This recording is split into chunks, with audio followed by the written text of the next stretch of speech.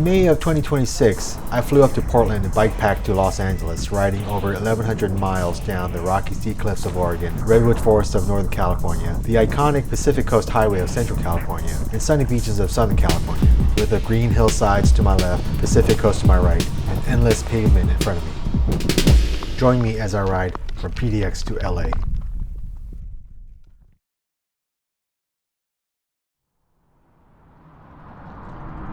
Okay, Saturday, I don't know, 15th?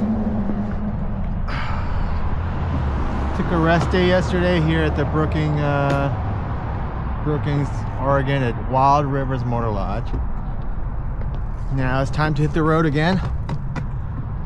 5 miles from the border to California. So, here we go.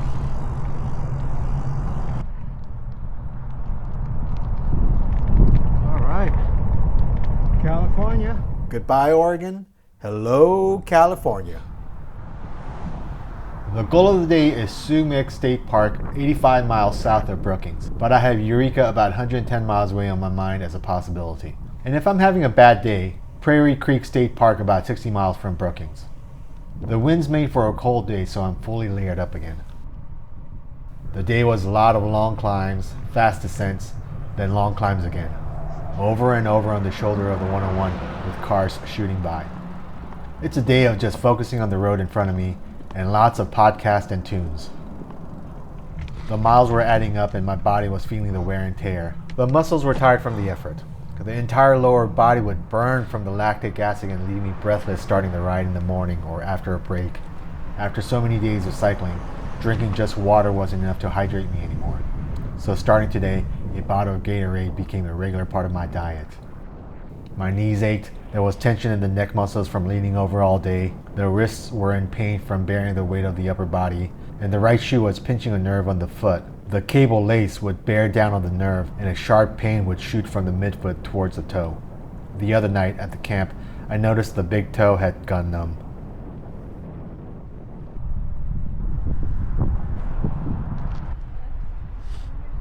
"68 miles in, after passing Prairie Creek Park, I stopped at a convenience store in Ortlieb for a Mexican Coke to recharge me. About 23 miles away from Eureka. It's 5 o'clock. I hope to get there by 7:30. And it's just the last 20 some miles is just grinding it out. Original plan was to stop and camp at Humboldt State Park, but I decided to go for the distance and hit Eureka instead.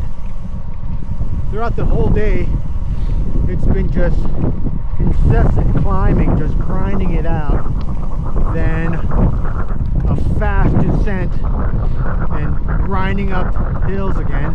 So I'm having this flat section where I can just spin it out, so I'm really enjoying this. But as I say it, up ahead I see a hill. So here we go again. Eventually I made it to Eureka, only to be met with a fierce side wind from the ocean. This was my first time in Eureka, so I don't know what the town is like, but the parts I did see were industrial and worn down. That and having just battled the strong winds did not endear me to the town.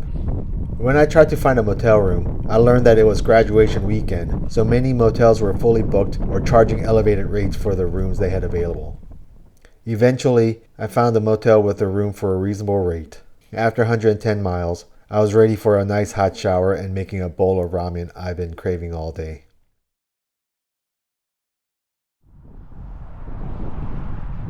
Yesterday's ride really took a lot out of me. Once I fell asleep after midnight, I did not wake once until the morning at 7 a.m. Ate breakfast, packed, checked out of the motel to find the rear wheel flat. By the time I put in a new tube and was ready to hit the road, it was just past noon. The legs did not have much power, but fortunately, most of the day was flat and the wind was in my favor. Today, the road goes inland and through the Humboldt Redwoods State Park. Today is the day I finally get to ride the Avenue of the Giants. a 31-mile scenic road running through ancient redwoods in the Humboldt Redwoods State Park parallel to the 101. It is described as the most scenic drive through the redwoods. I was looking forward to riding it, and it did not disappoint.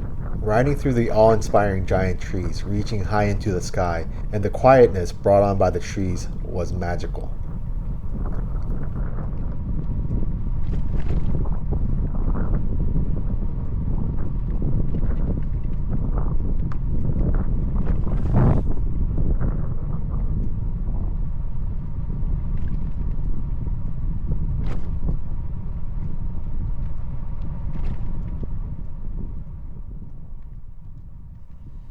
The reverie was interrupted by a situation on the road. Some power lines brought down by the wind. Hey there! What's going on? Power lines went down the road. Okay. Yeah, so I'm showing everyone to turn around, and then the rest of the avenue's good, just like the section right here. The rest of the avenue's what? The rest of the avenue's open, just like we closed down this part because of the power line. This section, okay. Yeah. And it's not possible for me to go around it? I did. You gotta walk through a bunch of poison oak on the other side of the power line. Oh, fun. So I just gotta trace back? Yeah. Sorry about that. Hey, no worries. Okay. Have a good one. Thanks. 82.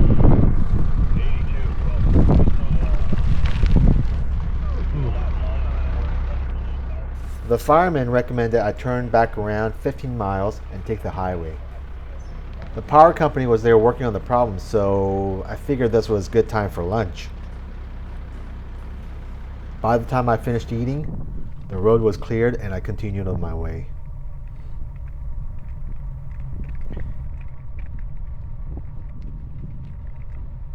I could have had an easy day, stop at the Humboldt State Park around 4:30, and have the rest of the afternoon and all of the evening to relax. But I decided to continue on to the Richardson Grove State Park, the next campground about 30 miles away. Eventually the sun was getting low and I could see my shadow next to me to my left, a sign for me the day is soon ending. I rolled into Richardson Grove State Park just after 7 p.m. having ridden 82 miles for the day.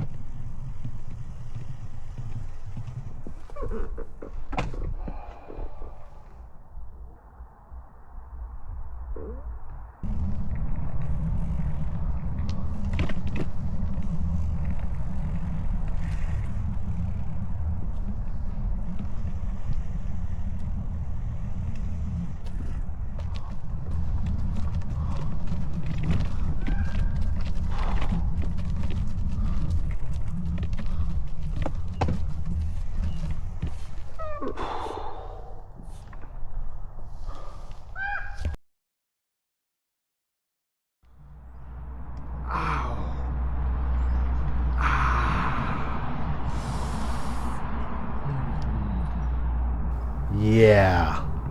Starting the ride for the day is tough, with the lactic acids burning through the tired muscles waking up. It doesn't help the matters that the campgrounds are at the bottom of the hills, and therefore the first moments of the ride for the day is climbing.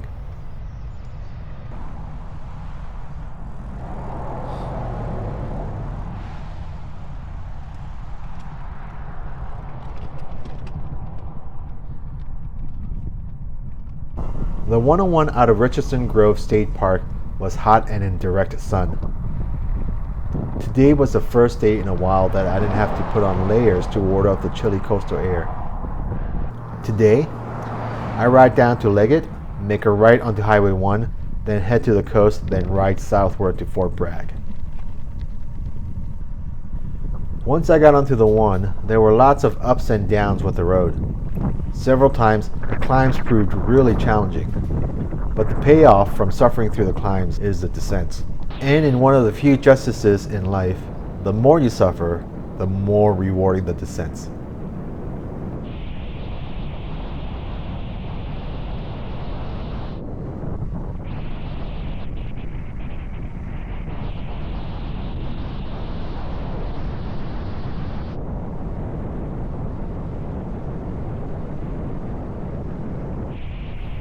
Eventually, the air started getting colder, letting me know I was getting close to the coast.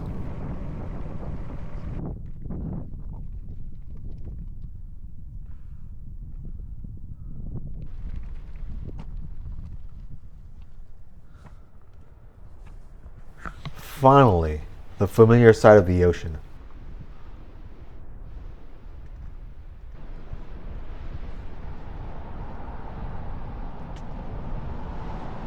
Now I make a left and head to Fort Bragg.